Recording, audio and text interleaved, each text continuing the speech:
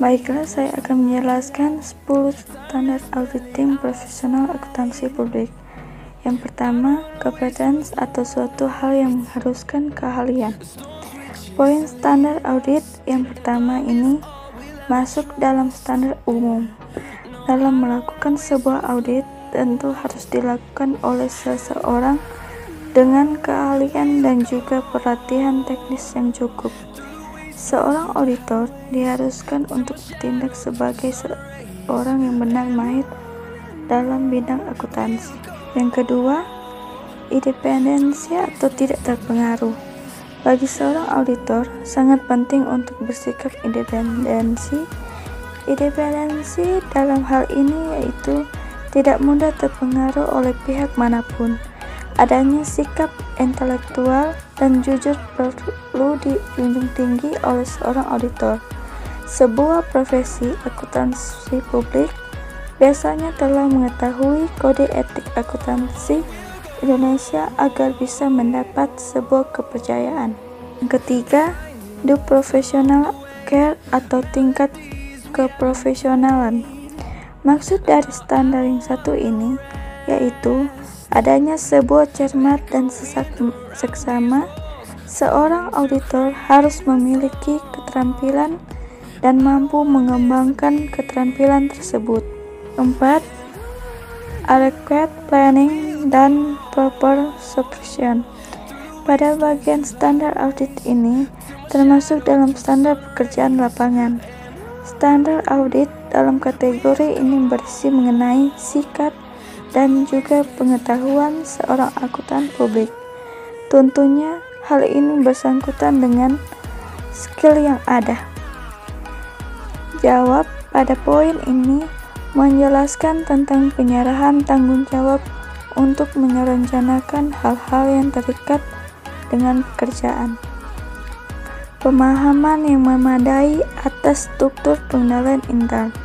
Standar pekerjaan lapangan yang satu ini berhubungan langkah atau strategi dalam melakukan pekerjaan. Ilmu yang ada akan membedakan hasil dari audit yang dilakukan. 6. Bukti audit yang kompeten. Sebagai hasil untuk melakukan evaluasi, harus ada sebuah bukti. Dari analisis laporan keuangan tentu akan menghasilkan suara pendapat. 7. Financial statements present in accordance atau sesuai dengan prinsip. Pada poin ini sudah memasuki tahap pelaporan. Pelaporan ini menjadi hasil akhir dari rangkaian standar audit. Maksud dari standar ini yaitu laporan audit harus menyatakan telah disusun sesuai dengan prinsip akuntansi yang berlaku umum. Hal ini tersebut mencakup konvensi, aturan, dan prosedur yang dibutuhkan untuk membatasi praktik dalam akuntansi yang berlaku. 8. Konsistensi in the application atau harus konsistensi.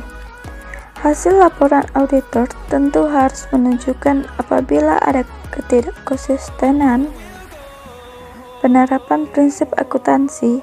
Adapun tujuan dari konsistensi ini yaitu untuk memberikan jaminan daya banding terhadap laporan keuangan.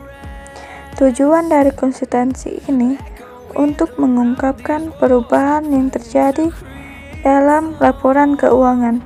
Hal ini ditulis dalam sebuah paragraf penjelasan dalam laporan keuangan yang ada. 9. Isi laporan harus dipandang memadai dan mencakup semua hal mengenai standar audit. Yang ini merupakan bentuk laporan keuangan harus sesuai dengan prinsip akuntansi yang memadai, baik itu dari segi susunan, bentuk, isi laporan, serta catatan atas laporan keuangan. 10.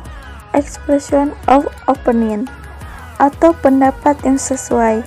Laporan audit harus memuat secara keseluruhan dalam standar yang telah ditentukan. Hal ini Untuk menghindari kesalahan penafsiran seseorang, bahkan standar pelaporan ini harus dikaitkan dengan laporan keuangan yang ada.